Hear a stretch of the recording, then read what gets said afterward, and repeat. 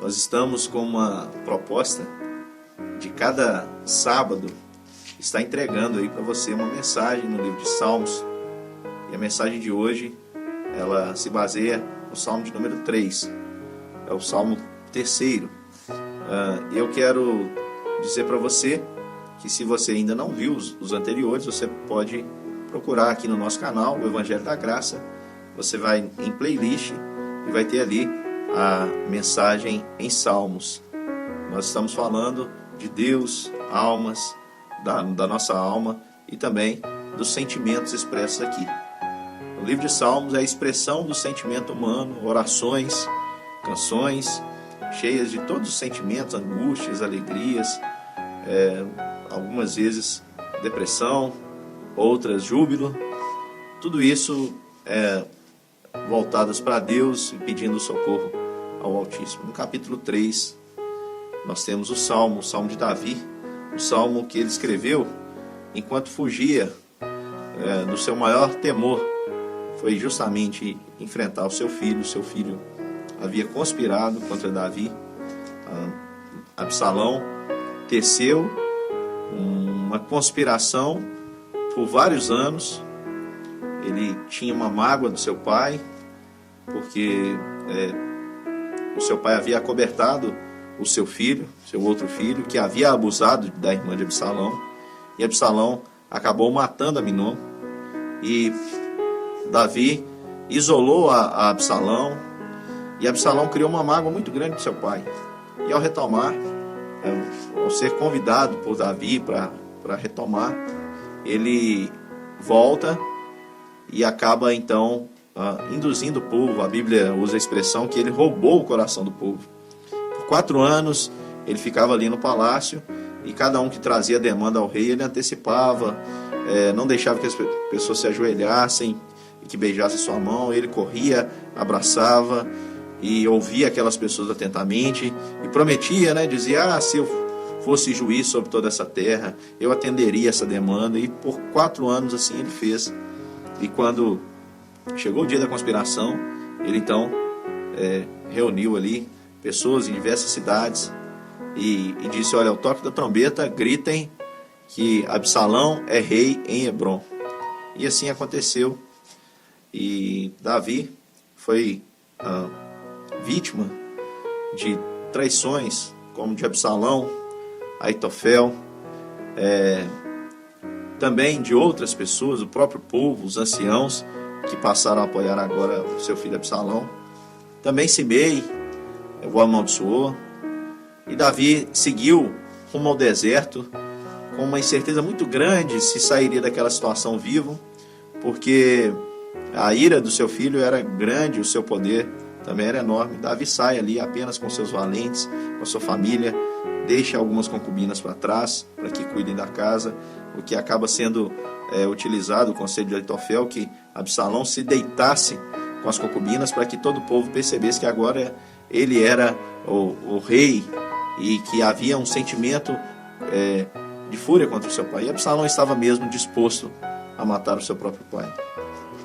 E a dor do coração de Davi é expressa neste salmo, Salmo de número 3, quando ele ora dizendo: Senhor, como tem crescido o número dos meus adversários. São numerosos os que se levantam contra mim.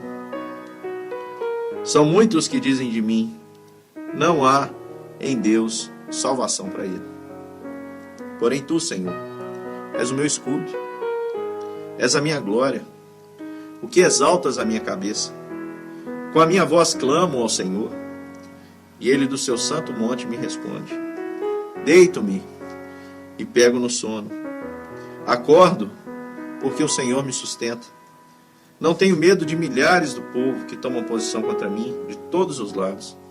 Levanta-te, Senhor. Salva-me, Deus meu, pois feres nos queixos a todos os meus inimigos e aos ímpios quebra os dentes.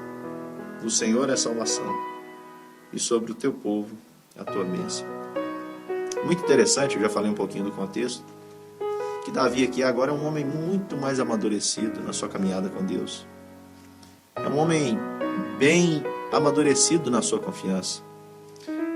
À medida que ele vai saindo, o povo vai chorando.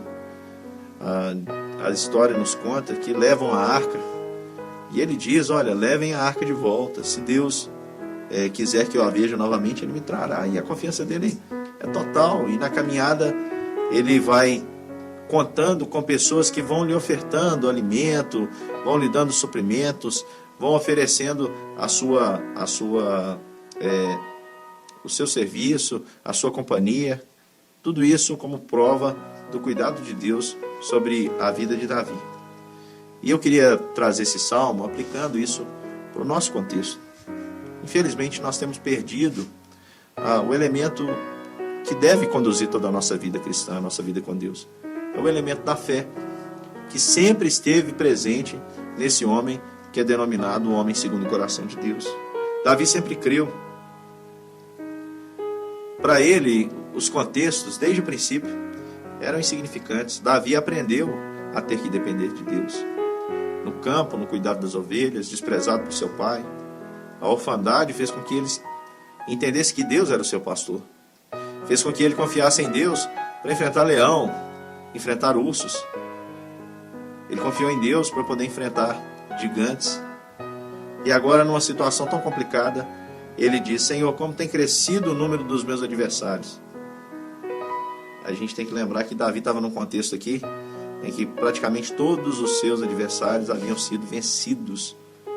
Mas agora, os maiores adversários de Davi, que ele estava conhecendo, era dentro da sua própria casa. Era ele mesmo, porque ele perdeu uma batalha para si, para os seus desejos.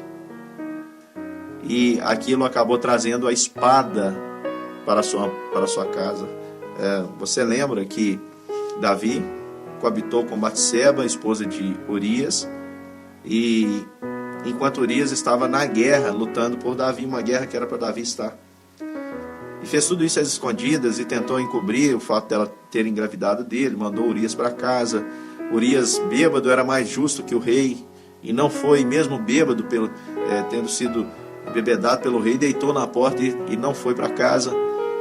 E aquilo chateou Davi, e Davi, com toda a sua arrogância, petulância, prepotência, que não procede de Deus, escreveu uma carta cruel, pedindo para que ele fosse colocado à frente da batalha, e deu na mão do próprio Urias para levá-lo até o capitão. E o capitão recebe, o comandante recebe aquela carta, coloca Urias na frente da batalha, e Urias então morre. E Davi ainda sai como herói por receber uma mulher grávida de outro homem, mas Deus desnuda tudo isso e diz claramente para Davi, Davi, o que você fez às escondidas, você já está perdoado, mas o seu pecado terá consequências, porque você derramou sangue inocente, a espada não se apartará da sua casa. O que você fez às ocultas será feito em plena luz do dia. E assim aconteceu. E Davi agora vê uma crise se instalando dentro da sua própria casa. Conselheiros, anciãos, o próprio Aitofel se voltando contra ele. E Aitofel era tido como um homem que falava e a opinião era de Deus. É como se fosse de Deus. E aqui ele vem declarar, Senhor, como tem crescido o número dos meus adversários, aqueles que se levantam contra mim, são muitos os que dizem de mim, não há em Deus salvação para ele. E Davi, de fato, chegou a uma situação, pensa nele, como rei, ele era rei, tinha o seu exército ali, e tinha um povo, o qual ele governava. E de repente, o que acontece? Esse povo lhe é tomado. O seu conselho lhe é tomado, o seu conselheiro lhe é tomado. Conspiram, vão para outro lado. Ficou apenas Davi e sua família e aquele exército, que era cerca de 600 pessoas, que é o exército que acompanhava Davi, desde a sua fuga de Saul, aquele exército que ele encontrou na caverna de Adulão. Agora Davi tem o povo que ele havia arrebatado o coração, tem um povo que agora segue a outro rei, porque esse rei, como diz a própria Escritura, havia roubado o coração do povo. Aparentava ser um rei melhor que Davi. Então Davi, por quem ele lutaria agora? Agora ele já está mais velho, agora os seus homens já estão mais velhos, e todos olhavam e diziam, não há em Deus salvação para ele. Eu e você estamos sujeitos a passarmos por situações assim. Situações em que a gente vê as coisas saindo do controle. Adversários surgindo no nosso interior, no nosso lar, na nossa casa, no nosso trabalho. Nós precisamos, nesse momento, renovar a nossa esperança. Porque muitos vão dizer, olha, não tem esperança, não há salvação para ele. Mas diz o texto que Davi ora ao Senhor e exerce a sua fé, mesmo diante de um contexto tão complicado. Ele diz, Senhor, tem muita gente dizendo que não há esperança. O número dos meus adversários tem crescido. Porém, tu, Senhor, o Senhor é o meu escudo, é a minha glória e é o que exalta a minha cabeça. Com a minha voz eu clamo ao Senhor e eu sei que o Senhor me responde. Ele do santo monte me responde. E deito-me e pego no sono e acordo porque o Senhor me sustenta. Não tenho medo de milhares do povo que tomam posição contra mim de todos os lados. E ele ora a Deus dizendo, levanta-te, Senhor, salva-me, Deus meu, pois feres nos queixos a todos os meus inimigos e aos ímpios quebra os dentes. Do Senhor é a salvação e sobre o teu povo a tua bênção. Que coragem, que fé, que ousadia. E a gente tem que mudar a nossa postura diante de contextos difíceis.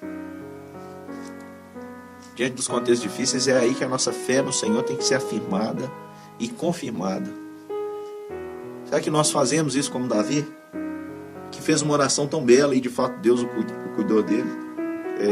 Deus cuidou dele em toda essa situação. Deus preparou tudo. No meio do caminho, ele encontrou um homem que estava disposto a acompanhá-lo. Ele disse, olha, não, volte para lá. Diga a Absalão que vai servi-lo. E Deus usou aquele homem para frustrar os planos. E seguiram o conselho dele e não o conselho de Aitofel.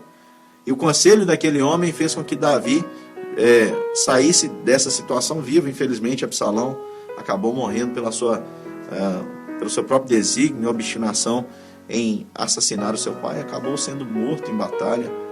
E Davi acabou voltando de maneira inesperada. Os próprios anciãos disseram, volta, ó rei, para o seu povo. Volta, ó rei, para o seu povo. E Davi voltou com um coração bondoso, sem punir a ninguém, nem quem havia amaldiçoado. Simei, por exemplo, foi encontrar com ele, Mefibosete, e ele em toda essa caminhada de volta, ele não puniu ninguém. Voltou, retomou, porque tinha agora um coração totalmente confiante, amadurecido diante de Deus. E eu e você precisamos ser assim, para a gente amadurecer. Quantas batalhas nós passamos e em quantas Deus nos ajudou. É por isso que Davi agora, naquela altura, depois de ter enfrentado de tudo, ele pôde dizer, deito-me e pego no sono e acordo, porque o Senhor me sustenta. E eu não tenho medo de milhares e milhares que tomam posição contra mim, porque se o Senhor se levanta, o inimigo cai. Porque do Senhor é a salvação. E eu tenho certeza que eu sou do teu povo. E por ser do teu povo, a bênção do Senhor está sobre mim. Você tem essa confiança em Deus? Davi teve. Davi venceu. Não foi fácil. A gente sabe o final da história. Absalão morre, era filho de Davi. E Davi chora, chora. E diz, ó Absalão, meu filho, quem me dera morrer no seu lugar. No entanto, Deus fez o que ninguém imaginava.